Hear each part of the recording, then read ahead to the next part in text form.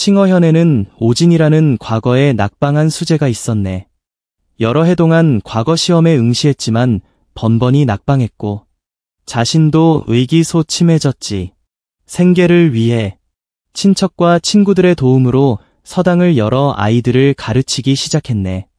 오진의 아내 풍씨는 성정이 정숙하고 모든 행동이 부녀자의 규범을 철저히 지켰지.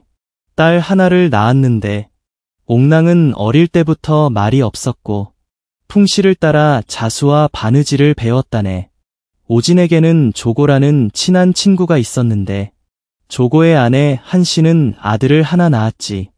두 사람은 의논한 끝에 아예 두 어린 자녀에게 정혼을 시켰다네.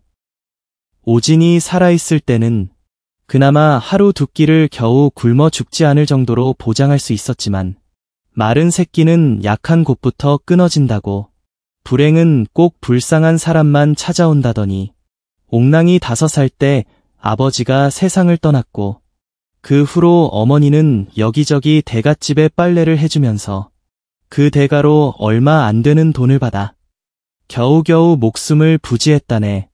조간에도 오간에처럼 가난했는데 어느 날 조고가 약초를 캐러 산에 갔다가 실수로 낭떠러지로 떨어졌다네. 구하러 가는 사람들을 기다리지도 못한 채 그만 세상을 떠나고 말았지. 당시의 풍습에 따르면 옥랑은 16살이 되면 시집을 갈 수 있었는데 조간애가 너무나 가난했기 때문에 결혼식을 치를 비용을 감당할 수 없었지. 옥랑은 26살이 되도록 시집을 가지 못했고 당시로서는 매우 수치스러운 일이었다네. 27살 되던 해 조가의 아들이 폐병에 걸렸는데 한씨는 아들 치료비를 댈 돈이 없었네. 조아는 곧병으로 죽고 말았지. 풍씨는 딸 옥랑의 심성을 알고 있었기에 딸이 무슨 엉뚱한 짓이라도 할까봐 일부러 이 소식을 숨겼다네. 어느 날 아침 옥랑이 갑자기 어머니를 찾아와 조랑이 이미 죽었는지 물으며 제게 분명히 말씀해 주세요. 풍씨는 마음속 놀라움을 억누르며 애아, 너는 아침부터 재수없는 소리를 하느냐. 옥랑의 눈에서 주체할 수 없이 눈물이 흘러내렸지. 어머니, 절 속이지 마세요. 정말 조랑이 아니었나요? 풍씨는 더 이상 숨길 수 없음을 알고 딸과 함께 울기 시작했다네. 내 딸의 팔자는 어쩌면 이리도 기박할까. 어머니 따라 평생 고생만 하고 시집도 가기 전에 남편이 또 죽다니. 다행히 아직 부부의 연은 맺지 못했으니 어미가 죽을 힘을 다해 반드시 너에게 좋은 배필을 찾아주마. 옥랑은 2걸음 뒤로 물러섰다네. 무릎을 꿇고 펑씨에게 머리를 조아렸다. 어머니, 어릴 때부터 당신은 여자에게 삼종사덕을 가르치셨죠. 딸은 아직 시집가지 않았지만 이미 조가의 며느리입니다. 어찌 다시 시집가는 이치가 있겠습니까? 위낭은 상복으로 갈아입고 기어이 남편의 장례를 치르러 가려 했다. 펑씨는 슬퍼해야 할지 기뻐해야 할지 몰라 딸을 막을 수 없어 그녀를 따라갈 수밖에 없었다. 조간의 영당에 도착하여 이낭은 먼저 며느리의 예절에 따라 시어머니를 배웠고 그리곤 곡을 하기 시작했다. 조랑의 모든 행동은 예절 규범에 부합했고 곡소리는 처절했다. 지나가는 사람들은 모두 발걸음을 멈추고 눈물을 흘렸다. 조랑의 장례를 치른 후 펑씨는 위낭을 데리고 떠나려 했다. 위낭은 어머니의 손을 뿌리치며 이곳이 바로 제 집입니다. 조랑은 갑자기 세상을 떠났는데 저는 곁에서 모시지도 못했습니다. 이미 죄가 깊습니다.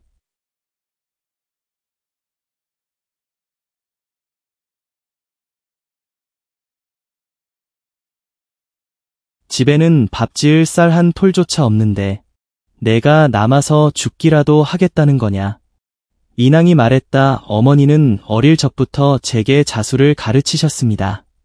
제가 비록 똑똑하진 않지만 10손가락으로 돈을 벌어 먹고 살 수는 있습니다. 펑씨는 마음이 찢어지는 듯했다. 이를 악물고 남편을 대신해 시어머니를 봉양하는 것만 아는구나 했지. 그럼 내 친어머니는? 나 또한 의지할 곳 없는 가엾은 늙은이인데 집에는 밥 지을 쌀도 없구나. 내가 온갖 고생을 다하며 너를 키워냈는데 다른 사람 은혜 갚으라고 그런 줄 아느냐. 위낭은 땅에 꿇어앉았다. 시어머니께 부탁드려 두 집안을 오가며 어머니도 소홀히 하지 않고 시어머니도 게을리하지 않겠습니다. 펑씨는 위낭을 말릴 수 없어 눈물을 흘리며 돌아갔다. 이후로 위낭은 조간에에 머물렀다. 매일 아침 저녁으로 오가며 고생스러웠지만 마음은 편안했다. 어느 날 아침 위낭은 밥을 짓고 대야를 들고 한씨 문 앞에서 세수할 수 있도록 모셨다. 아마 어제 너무 피곤했던 탓인지 한씨는 깊이 잠들었다. 위낭은 잠시 기다렸지만 아무 소식이 없자 문을 열고 들어갔다. 미처 몰랐는데 문을 열자마자 한씨 침대 밑에 남자의 신발 한 켤레가 놓여 있는 것이 보였다. 다시 고개를 들자 침대에는 두 사람이 있는 듯했다. 위낭은 가슴이 철렁했다. 황급히 뛰쳐나갔다. 이때 한씨는 이미 깨어 있었지만 눈을 감고 감히 경거망동하지 못했다. 세 사람이 만나면 어색할까봐 위낭이 떠나기를 기다렸다가 한씨는 황급히 옆에 있는 남자를 툭 치며 이 늙은이가라고 나지막이 욕했다. 오늘은 왜 돼지처럼 쿨쿨 자는 거야? 벌써 몇 시인데 아직도 안 가고 이번에 며느리한테 딱 걸렸으니 내가 무슨 나드로 산담. 툭 쳐서 깨운 늙은 남자는 마을의 호랍이었다. 왕후는 이때 아직 완전히 잠에서 깨어나지 못하고 멍하니 있었다. 말하길 자네 며느리는 정말 눈치가 없구먼. 아침부터 남의 방에 뛰어 들어오면서 노크도 안 하고 정말 내쫓아 버려야 해. 한씨는 듣고 번뜩였다. 왕후를 붙잡고 말했다. 내 체면이 깎이면 안 돼.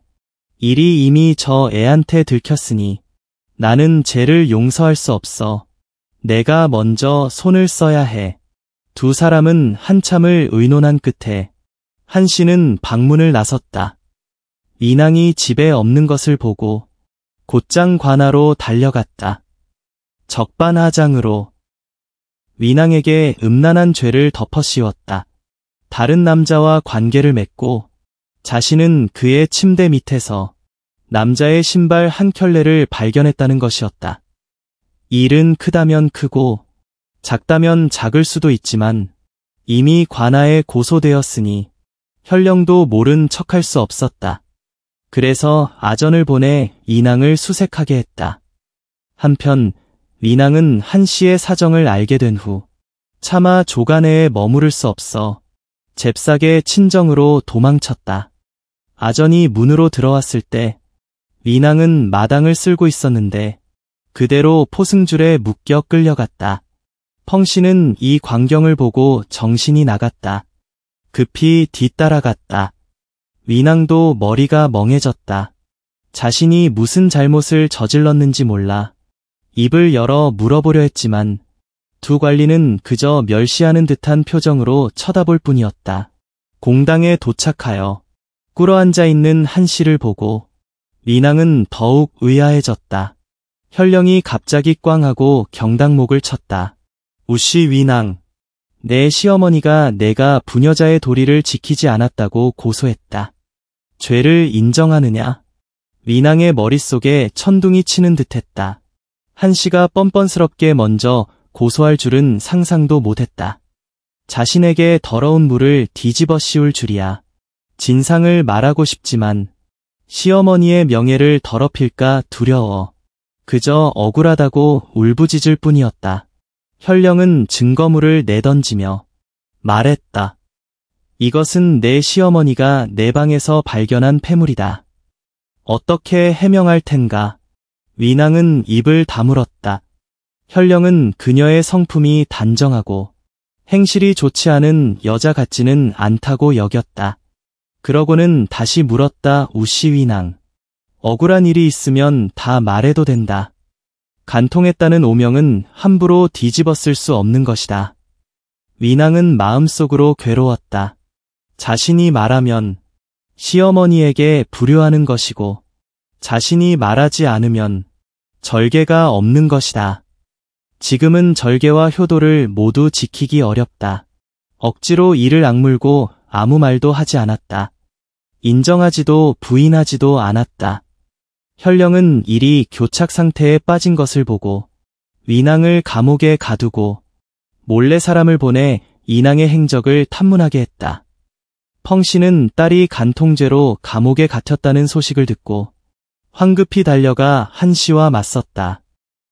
당신 아들이 죽었을 때 내 딸은 굳이 부인의 도리를 지키려 당신 그 단명한 아들을 대신해 당신을 봉양하려 했는데 어떻게 은혜를 원수로 갚을 수 있소?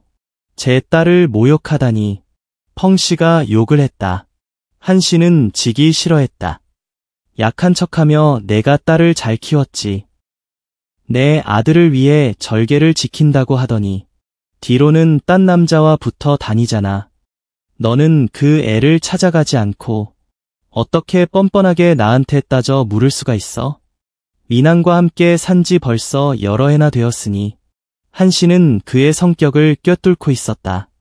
이 여자는 삼종사덕을 극히 잘 지키기에 시어머니의 명예를 지키기 위해 결단코 이 쓴물을 삼킬 것이다. 이것이 바로 한씨가 두려울 게 없는 이유였다. 펑씨는 알고 있었다. 자기 딸이 절대 그런 짓을 저지를 리 없다는 것을.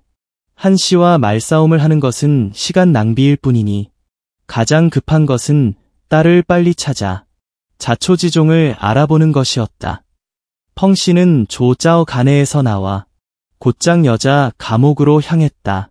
딸을 면회하게 해달라고 부탁했지만 죄수를 지키는 옥졸은 손을 내밀었다. 펑씨는 알아챘지만 몸을 더듬어 봐도 돈 한 푼도 없었다. 옥졸은 뇌물을 받지 못하자 계속해서 펑씨의 면회를 거절했다. 펑씨는 애가 탔다. 어떻게 애걸해도 허락받지 못하자 펑씨는 땅에 엎드려 통곡했다. 마침 현령도 옥랑을 찾아 신문하러 왔다가 통곡하는 펑씨를 보고 사람을 시켜 그를 불러 물었다. 펑씨는 자신이 옥랑의 어미라고 하며 딸이 억울하게 옥에 갇혔다는 소식을 듣고 면회하러 왔다고 했다. 현령이 물었다. 내가 보니 그대는 감옥 밖에서 가로막혀 따님과 접촉할 기회가 전혀 없었는데 어떻게 억울하게 누명을 썼다고 확신하는 것이오? 조가에 남아 효도를 다한 일들을 이야기했다. 현령은 듣고 경의를 표하며 이토록 절에가 있는 여인이 어찌 이런 황당한 짓을 저지를 수 있겠느냐며 다시 옥랑을 불러 신문했다. 공당에서 옥랑은 여전히 입을 다물었다. 펑씨는 울면서 말했다. 내 딸아, 도대체 무슨 이유로 이 쓴물을 삼키는 것이냐? 정령 부정한 죄명을 쓰고 죽으려느냐? 옥랑은 어미에게 꿇어 엎드려 여쭈었다. 자식이 시댁에서 시어머니를 만족시키지 못하는 것만으로도 이미 큰 죄를 지은 것입니다. 이제는 속히 죽기만을 구할 뿐 어머님의 은혜는 다음 생에 가서 갚겠습니다. 이토록 지고지순한 여인은 현령도 평생 처음 보았다. 아무리 설득해도 옥랑은 죽어도 해명하려 하지 않았네. 다시 가둘 수밖에 없었지. 퇴청 후 현령은 뒷마당에서 계속 서성이더니 문득 깨가 떠올랐다. 갑자기 조 포두를 불러오라고 했다. 어서 조 포두를 데려와라. 조포두는 현령의 오른팔이었다. 사람됨이 매우 유능했지만 아내에게 몹시 쩔쩔매는 사람이었다. 그의 아내 왕씨는 성격이 거칠고 사나웠다. 자주 사람들 앞에서 조포두를 혼냈기에 관아 사람들은 그의 집안 사정을 훤히 알고 있었다. 조포두가 오자 현령이 말했다. 내게 급한 공문이 하나 있는데 자네가 이면에 좀 전해주게. 한 35일 정도 걸릴 걸세. 당장 집에 가서 짐을 챙겨 나에게 즉시 보고하도록. 만약 늦는다면 반드시 내 죄를 물을 것이다. 조포두는 명령을 받자 서둘러 집으로 돌아가 짐을 챙기고 아내에게 한마디 전한 후 현아로 돌아갔다. 현령은 크게 노하며 말했다. 내가 당장 떠나라고 했는데 어물거리고 있느냐. 내 집 밤호랑이가 못 가게 하는 것이 분명하겠지. 나으리의 중대한 일을 망치다니. 당장 왕씨를 잡아오도록 하여라. 자오포두는 깜짝 놀랐지. 도대체 무슨 일인지 몰라. 황급히 현령에게 해명했지. 하지만 현령은 듣지 않았네. 사람을 시켜 왕씨에게 곤장 30대를 쳤지. 그리고 감옥에 가뒀네. 옥랑 옆에 가뒀지. 왕씨는 영문도 모른 채 매를 맞고 감옥에 갇힌 후 얼마나 억울했겠나. 아침부터 저녁까지 울부짖었지. 옥랑은 도저히 참을 수 없었네. 저렇게 소리 지르지 마세요. 저는 억울한 누명을 썼어요. 차라리 땅에 머리를 박고 죽는 게 낫겠어요. 왕씨는 화를 내며 말했다. 내가 누군지 알아. 시어머니가 간통으로 고소한 여자잖아. 너는 죄를 받아 마땅해. 억울할 것도 없어. 이번에는 옥랑이 참지 못했지. 자초지종을 쫙 읊었네. 말이 끝나기가 무섭게 현령이 사복 차림으로 어둠 속에서 걸어 나왔다. 옥랑, 그런 억울한 사정이 있었는데 어찌 말하지 않았느냐. 효심은 칭찬할 만하지만 지나치면 안 되느니라.